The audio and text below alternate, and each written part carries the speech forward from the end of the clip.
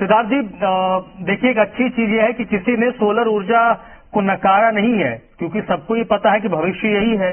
लेकिन कुछ आपत्तियां आई है, मैं चाहूंगा कि आप उन आपत्तियों को प्लीज एड्रेस करें। सुनली, एक खुशी की बात यह है कि सभी का धन्यवाद देता हूं कि उन लोगों ने, किसी ने भी इस नीति पर कोई प्रश्न चिन्ह नहीं लगाया, और स्वाभाविक भी है। भाजपा नीति में थोड़ी कमजोर है, राजनीति में भले अव्वल हो, कोई दिक्कत नहीं है, लेकिन अच्छी नीति पर उन्होंने अगर समर्थन किया है तो उनका साधुवाद है।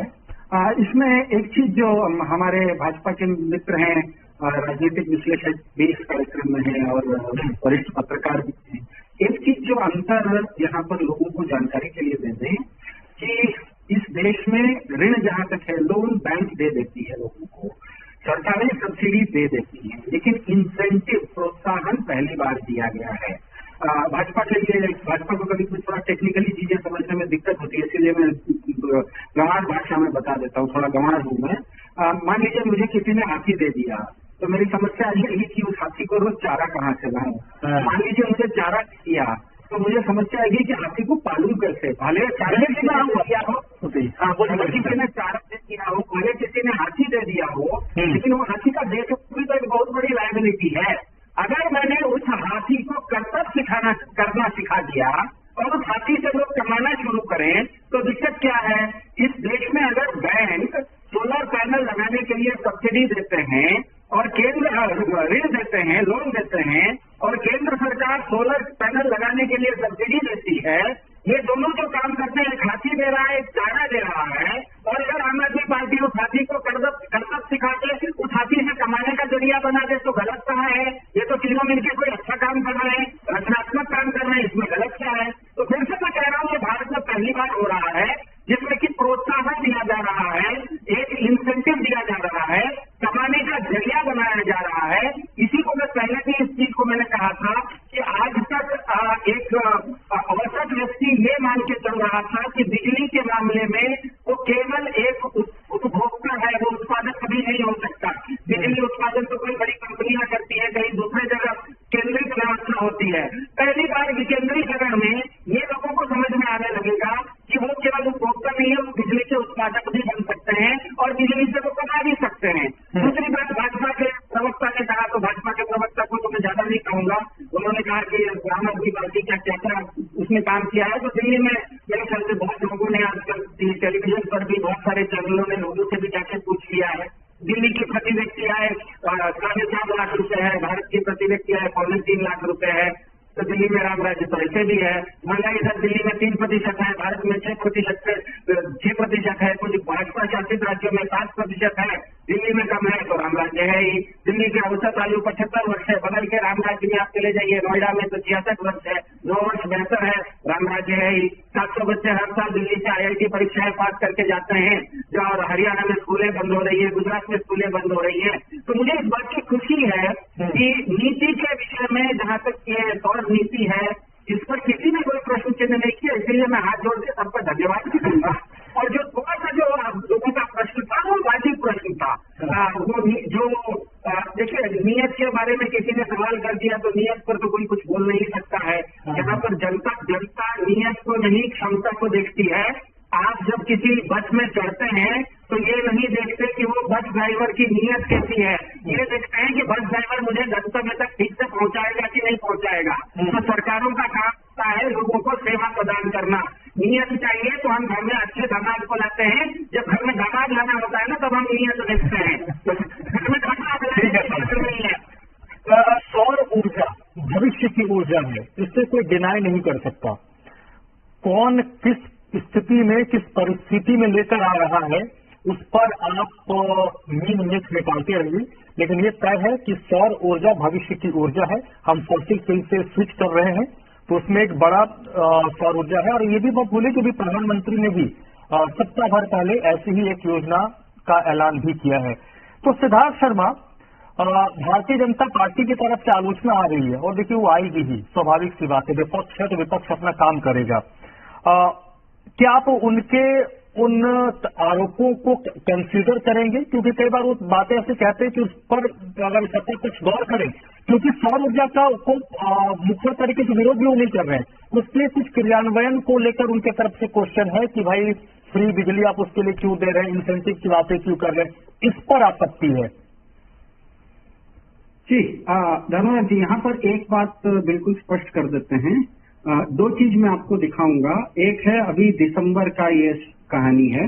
दिसंबर में भारत के पावर मिनिस्ट्री ने ये कह दिया, विदेशों में जाके कॉप का समिट हुआ था, दुनिया भर के ऊर्जा को लेकर जो समिट हुआ था, उसमें ये कह दिया कि कोयले से भारत परहेज नहीं कर सकता। कोयला को हम कोयला का जो उपयोग करते हैं उसको हम कम नहीं कर सकते, और कम इसीलिए नहीं कर सकते क्योंकि हम एक विकासशील देश हैं।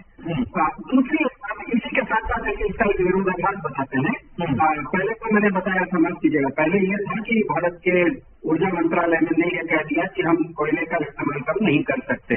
और दूसरा इसका एक विशेष बात बताता हूँ कि भारत के माननीय प्रधानमंत्री जी ने ये बोल दिया था कि 2030 तक भारत 1 बिलियन टन कार्बन का उत्सर्जन कम करेगा।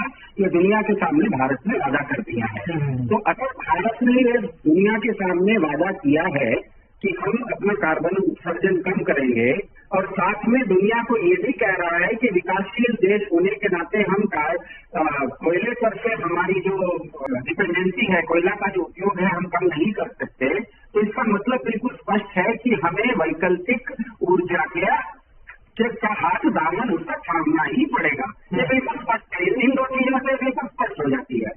इसका मतलब क्या है कि वैकल्पिक ऊर्जा क्या है? आजकल एक चर्चा चल रही है सस्टेनेबल डेवलपमेंट की।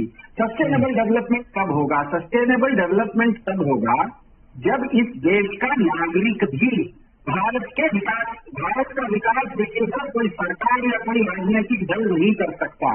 भारत का विकास तब होगा जब 140 लोग अपने अपने तरीके से, छोटे छोटे तरीके से, जैसे राम सेतु बना था तो एक गिलहरी में भी एक छोटा सा पत्थर क्या डालेगी बेचारी गिलहरी को, बालू का कण डाली।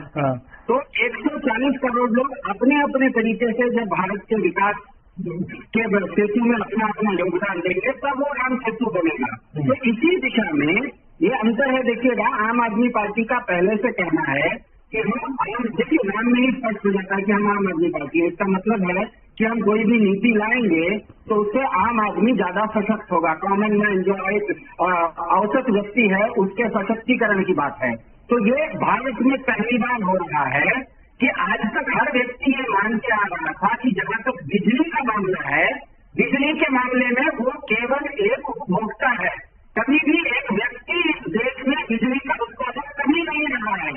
बड़ी बड़ी कंपनियां बिजली की उत्पादक रही हैं, लेकिन हर व्यक्ति ये मानता है कि जहां तक बिजली का मामला है वो अपने आप में केवल एक उपभोक्ता है, वो उत्पादक नहीं है। पहली बार हमने ये अंतर लाया है। हमने ये कहा था कि राज्य के पीछे कारण का था। 2016 से ये पॉलिसी लागू है।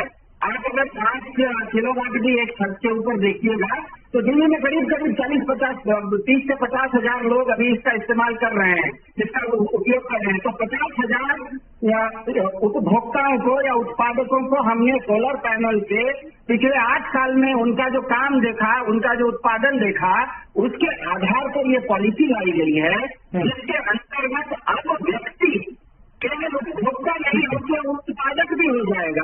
और यहाँ पर मैं आपको बताना चाह रहा हूँ, आपने बताया था कि यहाँ पर उत्पादन आधारित भुगतान होगा। ये भुगतान नहीं है, उत्पादन आधारित प्रोत्साहन है। हम लोगों को प्रोत्साहित कर रहे हैं कि आप भी देश की सेवा में, देश सेवा में, राष्ट्र निर्माण में अपना भी योगदान दीजिए। उसका जो योगदान होगा वो कोई एब्स्ट्रैक्ट में नहीं होगा, वो आपके बिल में दिखाएगा कि मैंने राष्ट्र निर्माण में इतना का योगदान किया है। ये आदमी के पास एक मैट्रिक रहेगा, एक हिसाब रहेगा। भारत में भाजपा ने आज 10 साल पहले लोगों को कह तो दिया था कि हम 15 लाख हर खाते में डालेंगे। 15 लाख हर खाते में आए नहीं, लेकिन ये सोलर का काम करेंगे तो हर महीने 2,000 रुपए, साल में 24,000 रुपए तो बिल्कुल आएंगे, और आ रहे हैं। 50,000 लोगों को आ रहे हैं और ज्यादा लोगों को आए तो क्या है। ठीक है सर। एक तो सैद्धांतिक तौर पर तो आम आदमी पार्टी का ये पहले ही मानना है, हमारे मुख्यमंत्री जी दिल्ली के कहते ही हैं कि कहीं भी कोई अच्छा काम होता है तो उससे हम सीख सकते हैं। तो पॉलिसी जैसे जैसे इम्प्लीमेंट होगी, इसमें जो भी कमी बेसी होगी उसको ठीक करेंगे। लेकिन यहाँ पर एक चीज बिल्कुल स्पष्ट कर दें कि 2016 से पॉलिसी थी। देखिए, कोई भी चीज पहले भी प्रयोग होता है प्रयोगशाला में, उसके बाद उसमें अंग्रेजी में कहा जाता है स्केलिंग अप करना, मतलब उसको बड़े स्तर पर लागू करना। तो